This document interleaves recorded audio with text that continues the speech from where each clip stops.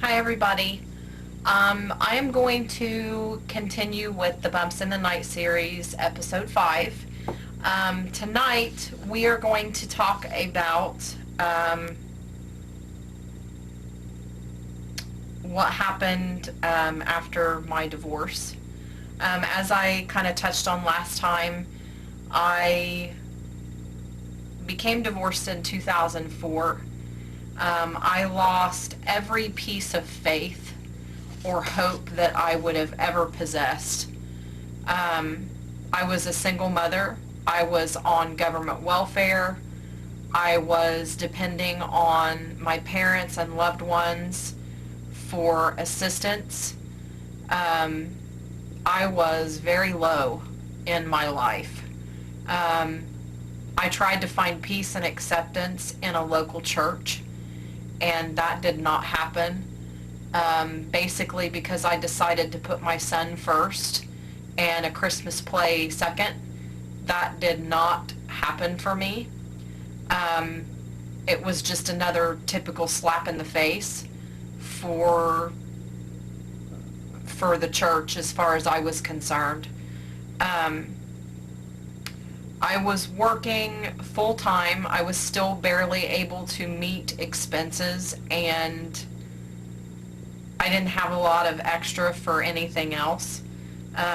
My son wasn't even 2 yet when I decided to go out on my own. Through his early childhood, I had to share custody of him, which made me even more bitter and angry. I felt like I had been cheated. I was very mad.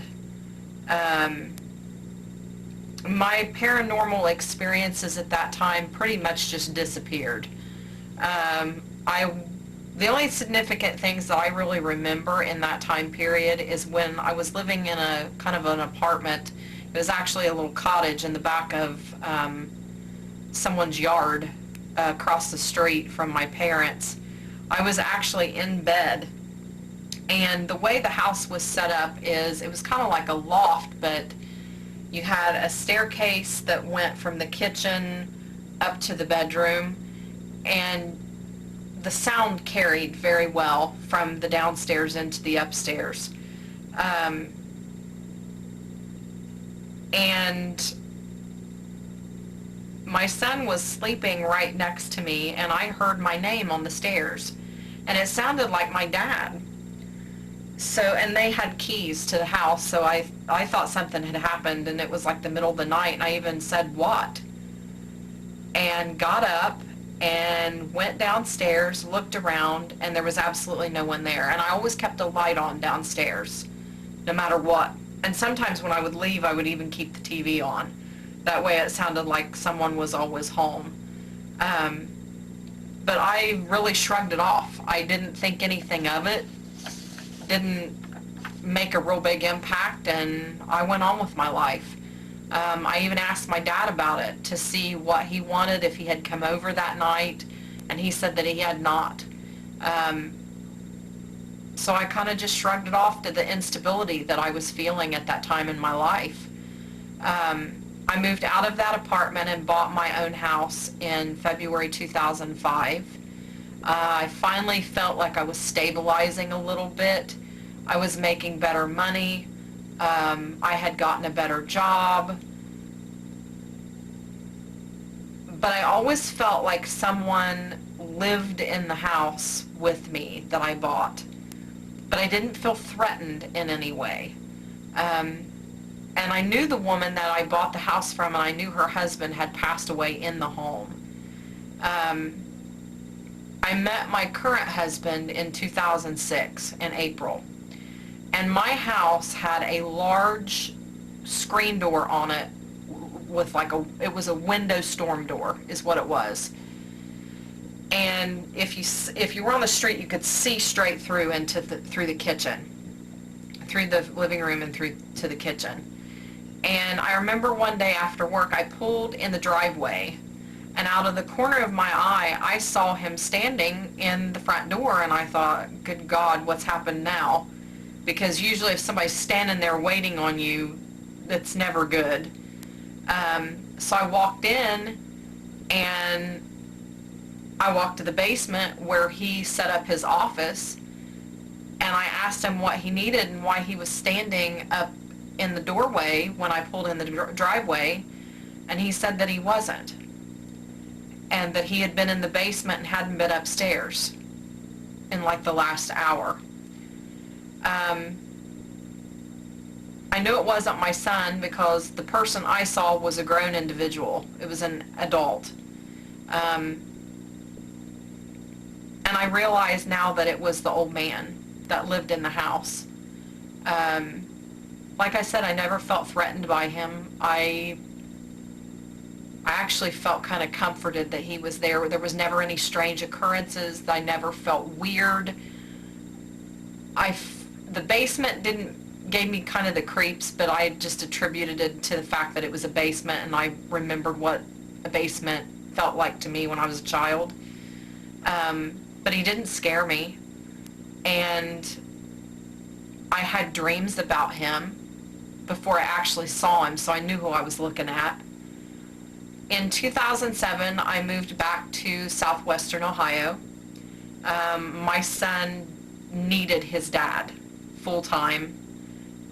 He was going through a lot of transitions, and we had moved back there so that he could be closer to his dad, and that worked out very well. There were no incidents for about 4 years. And to be blunt, my faith had deteriorated so badly that in my mind, I began questioning the existence of God, heaven, hell, a higher power, you name it, I questioned it. I didn't believe in it anymore. And I later realized that I had become atheist. In 2008, we lived in a home that was built during the Civil War. And across the street from that home stood a beautiful historical home. It was actually and is actually on the Ohio Registry for historical homes. And southwestern Ohio gets some pretty rabid storms. I mean, they're bad. It's Tornado Alley, and the storms are just horrendous. And one night I discovered, I knew the house was there because it was always so beautiful, but a storm hit, and lightning hit a tree in their yard, and they did not know that it had happened. And we walked across the street the next day to tell them, and they allowed us to come into the home. And I absolutely fell in love with that house. It was just beautiful. And that is where the idea for The Fine Line came from. The Fine Line is my very first novel. And it is about a house called Pikeview Manor. And I wanted to share some of my own paranormal experiences through my writing. And so I built the characters of Robin Hillard and Matthew Gregory. And Iron Man came out that year, and Matthew Gregory was patterned after the appearance of Tony Stark.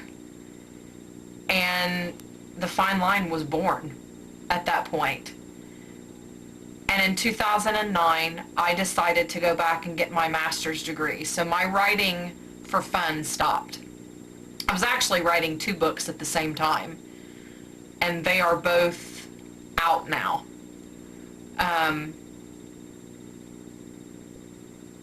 I wrote while I was married. to my son's father, but I never felt inspired. But going back to school made me question my faith even further, and in 2010, my life changed for the better because I decided to get concerned about my health and lose some weight. And I went through a medically monitored weight loss program and dropped about 50 pounds, got my sugar under control, and I came to the understanding if I wanted to accomplish anything, I was going to do it myself. I didn't need inspiration. I didn't need motivation. I had it all under control, and I was going to do it on my own, and I did. Sometimes the Creator, though, knows how to get a hold of you where you live. And He used, I call my Creator He, that's just how I see Him, plus I have the reference of God in my mind. He was the driving force behind every decision I made, even though I didn't acknowledge Him. And now that I'm where I should be spiritually, I can see that everything was orchestrated by the Creator, by my God. He educated me through a master's degree. He helped me become motivated to be healthier physically. And then my writing took off again in 2011 after I graduated with my master's. And I sought out to be published at that time.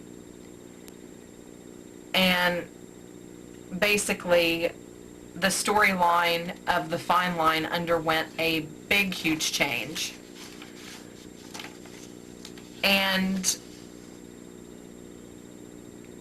basically, that's where I'm going to end this evening. Because that's going to take us up to about 2010. I kind of fast forwarded through some things. But next time we're going to talk about how I got to where I am today. A little bit about who I am today. And what brought me back down to Southern Ohio. So with that being said, thank you for watching.